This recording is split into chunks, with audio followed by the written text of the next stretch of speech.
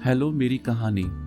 Sir मैं आपकी story देखता हूँ, मुझे बहुत अच्छी लगती है। आप सच्ची में बड़ी अच्छी स्टोरी लिखते हो। थैंक यू सो मच, आपको मेरी कहानी पसंद आई। आगे लिखते हैं, सर मेरी भी एक प्रॉब्लम है, आप बताएं कि मैं क्या करूँ। मैं तो परेशान हो गया हूँ। कुछ टाइम पहले मेरे घर में कोई नहीं था। मम्मी और सिस्टर नानी के घर पर गए थे। मैं और मेरे पापा दोनों अकेले थे, तो मैंने पापा से पूछकर घर पर पार्टी रख ली और अपने 8-10 दोस्तों को बुलाया था। हमने काफ़ी ड्रिंक कर ली थी सभी दोस्तों ने। पापा ऊपर वाले फ्लोर में अपने रूम में कुछ काम कर रहे थे। मैंने और मेरे दोस्तों ने खूब एंजॉय किया। नशा बहुत ज़्यादा हो गया था, टाइम का पता ही नहीं चला। रात 12:30 बजे मेरे पापा नीचे आए और गुस्सा करने लगे। मेरे दोस्तों को भी डांट लगाई। सब दोस्त डांट खाने के बाद अपने अपने घर चले गए। मेरा एक दोस्त जो काफ़ी दूर से आया था तो मेरे घर पे ही रुक गया। उसे काफ़ी चढ़ गई थी, तो मैंने ही अपने घर पर रुकने के लिए बोल दिया था। उसे मैंने दूसरे रूम में सुला दिया था। मैं भी अपने दूसरे रूम में सोने के लिए चला गया और पापा भी। 1-2 घंटे बाद मैं उठा तो मुझे याद आया कि सुबह मम्मी आ जाएगी, तो वो कहाँ सोएंगे, तो मैं अपने दोस्त को अपने रूम में ही ले आता हूँ। मैं जैसे ही उसको उठाने के लिए गया तो देखा कि मेरे पापा उसके साथ गलत काम कर रहे थे। वो उसकी पैंट उतार कर उसका कर रहे थे। मैं ये देखकर थोड़ा घबरा गया और जल्दी से अपने रूम में वापस आ गया। मुझे समझ नहीं आ रही थी कि मैं क्या करूं। मैं बस चुपचाप अपने रूम में आकर लेट गया, पर नींद नहीं आ रही थी। उसके बाद सुबह मेरा दोस्त अपने घर चला गया। उसे तो शायद पता भी नहीं होगा कि उसके साथ क्या हुआ रात को, लेकिन मैं तब से बड़ा परेशान रहता हूँ।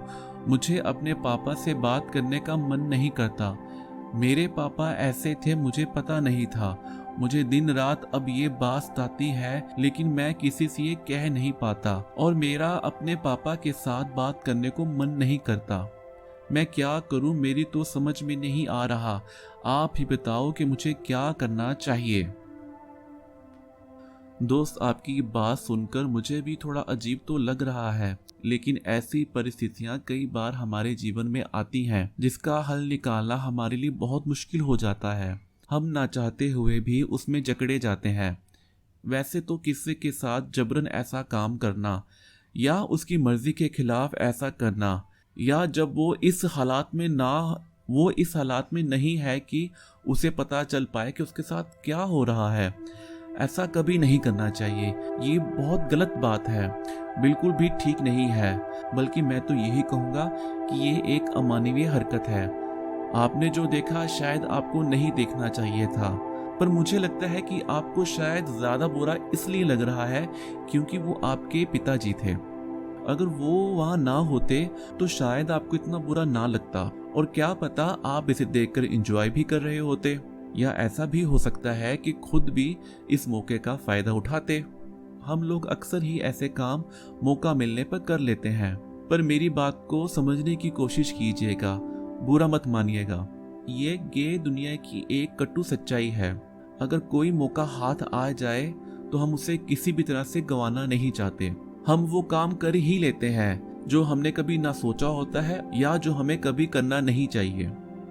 अब रही बात आपके पिताजी की, तो मैं तो यही कहूँगा कि शुक्र करें उन्होंने आपको नहीं देखा, नहीं तो इसका क्या अंजाम होता भगवान ही जानता है। फिर तो शायद आपका एक दूसरे के साथ रहना ही मुहाल हो जाता। मैं तो आपसे यही कहूँगा कि जो आपने देखा उसे भूल जाएं और ये सोचें कि गे होने के नाते आपको यह मौका मिलता तो आप क्या करते। आपको आपका जवाब खुद ही मिल जाएगा। मैं समझ सकता हूँ, अपने पिता को हम एक अदब और इज्जत की नज़र से देखते हैं। उनका इस तरह का व्यवहार हमें परेशान कर सकता है, लेकिन हम यह भी भूल जाते हैं कि वो भी एक इंसान है। उनके भी जज्बात कभी कभी उनके बस में नहीं रह पाते होंगे, जैसे ठीक हमारे साथ होता है। उन्हें भी मौके का फ़ायदा उठाना ठीक वैसे ही आता है जैसे बाकियों को आता है। इसलिए मेरी आपसे गुजारिश है कि आप इस बात को भूल जाएं और अपने पिता को वही इज्जत और सम्मान दें जिसके वो हकदार हैं। दोस्तों, आपको मेरा सुझाव कैसा लगा मुझे ज़रूर बताएं। या कोई और उचित सुझाव आपके पास है जो आपके इस दोस्त की परेशानी हल कर सकता है, तो आप कमेंट में ज़रूर लिखें। मैं उम्मीद करता हूँ कि आपको मेरी बात ठीक लगी होगी। मेल लिखने के लिए धन्यवाद।